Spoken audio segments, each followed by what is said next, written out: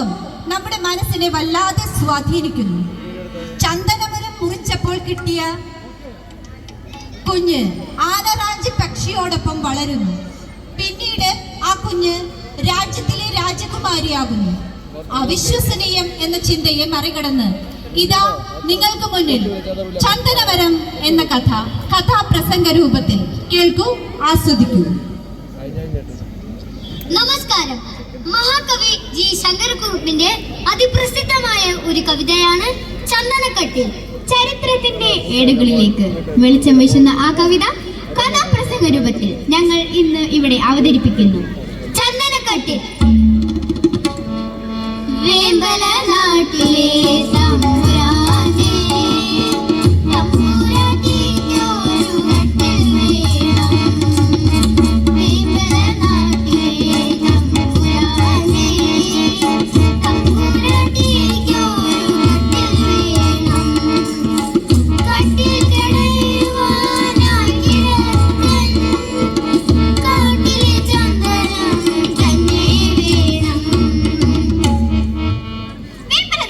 ഇന്നത്തെ കോട്ടയം. പണ്ടുകാലങ്ങളിൽ കട്ടിലിൽ കിടക്കാനുള്ള സൗഭാഗ്യം തമ്പുരാക്കന്മാർക്കും തമ്പുരാട്ടിമാർക്കും മാത്രമേ ഉള്ളൂ എന്നതായിരുന്നു സത്യം. പൊതുജനങ്ങൾ നല്ലത് പായിട്ട് കിടന്നുകൊള്ളണം. കട്ടിലിൽ കിടക്കാൻ വിധിക്കപ്പെട്ട തമ്പുരാട്ടിക്ക് കട്ടിലില്ലായിട്ടല്ല, പുതിയ പട്ടിൽ ചന്ദനം കൊണ്ട് തന്നെ ഒന്ന് വേണം.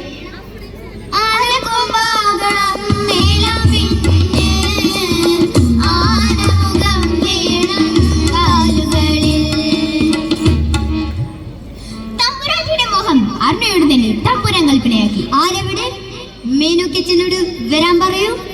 മേനോക്കച്ചെന്ന കാര്യസ്ഥനാണ്.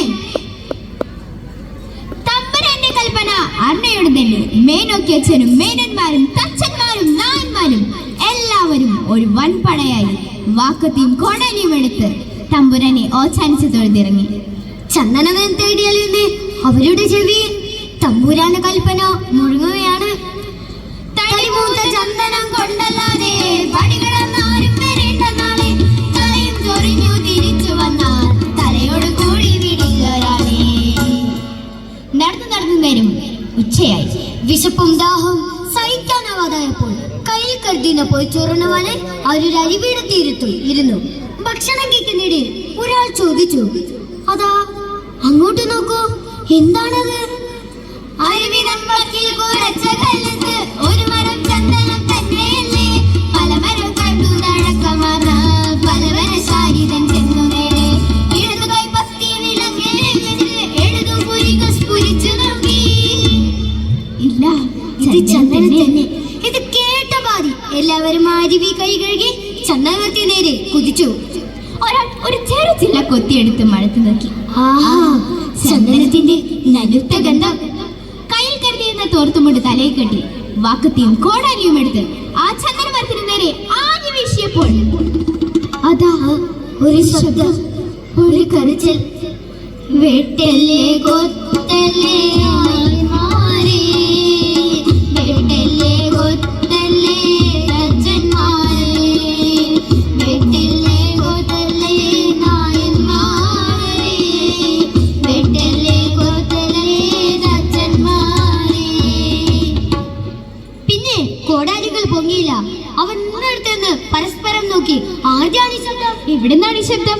ഇനി വല്ല വനദേവതയാണോ? ഇനി വല്ല ലക്ഷ്യം മറ്റാണോ? നമുക്ക് തിരിച്ചു പോവാം. ചന്ദനമരമില്ലാതെ എങ്ങനെ തിരിച്ചു പോവാൻ? തമ്പുരാൻ കൽപ്പിച്ച കൽപ്പനയോ മുന്നിലേക്കൊന്നു വിളിച്ചു നോക്കി. തിരുമുള്ളു പോല ചരിച്ചു പോരാ തിരുമേനി കൽപ്പിച്ചിരിക്കല്ലേ. തടി കൂടാതെ അങ്ങോട്ട് ചെന്നു പോയാൽ കയ്യും തലയും തിരിയുമല്ലോ.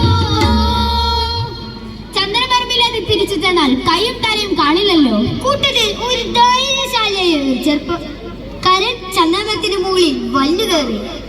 മുകളിൽ എത്തും തോറും അയാളുടെ പേടികൊണ്ട് അയാളുടെ നെഞ്ചെടുപ്പ് കൂടി. ഒടുവിൽ മുകളിൽ എത്തിയപ്പോൾ അയാൾ ശരിക്കും ഞെട്ടിപ്പോയി. ആനറാഞ്ചി പക്ഷിയുടെ കൂട്ടിൽ ചെമ്പട്ടിൽ പൊതിഞ്ഞ് ഒരു സുന്ദരിയായ പെൺകുഞ്ഞ്. കട്യാവു കൊണ്ടു കുലച്ച വീട് കെട്ടിയിരിക്കുന്നു കൺകുളിരെ, ഇരുളിനകത്ത് കൊളുത്തി വെച്ചു അരുവ കനക വിളക്കോലെ. അന്തിക്കൊടുമുയിൽ നടുവിൽ കുഞ്ഞി വരും കൊച്ചു താര പോലെ ചെമ്പട്ടിനാലിൽ ഇടത്തി വെച്ച്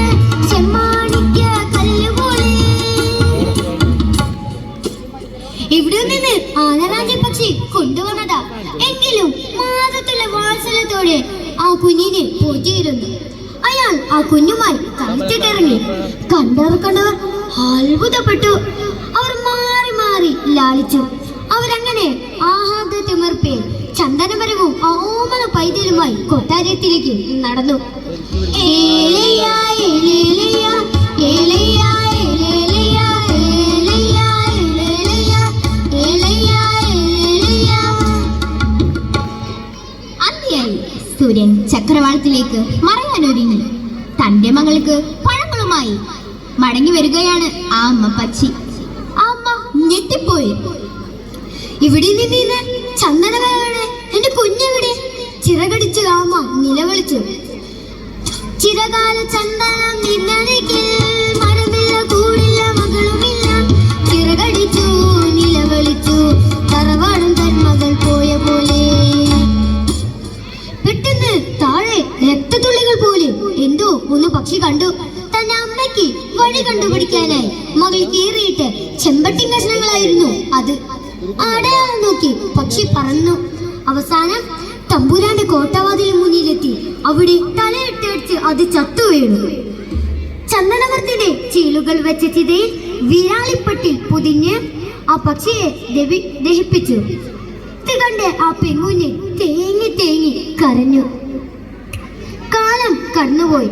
അവൾ വളർന്ന് യുവതിയായി. കാലം കടന്നുപോയി പെൺകിടാവ്, കാമൻ കടഞ്ഞൊരു രൂപം വന്നു. കാലം കടന്നുപോയി പെൺകിടാവ്, കാമൻ കടഞ്ഞൊരു രൂപം വന്നു.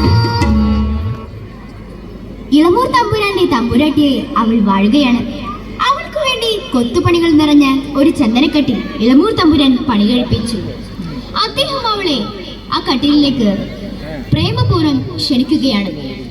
ആ സമയത്ത് അവളുടെ കണ്ണുകളിൽ നിന്ന് 2 തുള്ളി കണ്ണുനീർ അടർന്നു വീണു. ചിറകാർന്നമ്മയെ പറ്റിയോർത്തു, ചിറകു വിടർത്തുന്ന ഭാഗ്യമോർത്തു. ചിറകാർന്നമ്മയെ പറ്റിയോർത്തു, ചിറകു വിടർത്തുന്ന ഭാഗ്യമോർത്തു. തനിക്ക് വന്നു ചേർന്ന് സൗഭാഗ്യമോർത്തു, അതോ തന്നമ്മ പക്ഷിയെ ഓർത്തു? അവളുടെ കണ്ണുകൾ നിറഞ്ഞു. സഹോദരേ, ആ യുവതിയുടെ കണ്ണുനീരിന്റെ കാരണം എന്താണെന്ന് ചിന്തിക്കാനായി നിങ്ങൾക്ക് വിട്ടുതന്നുകൊണ്ട് ഞങ്ങൾ വിടവാങ്ങുന്നു. നന്ദി, നമസ്കാരം.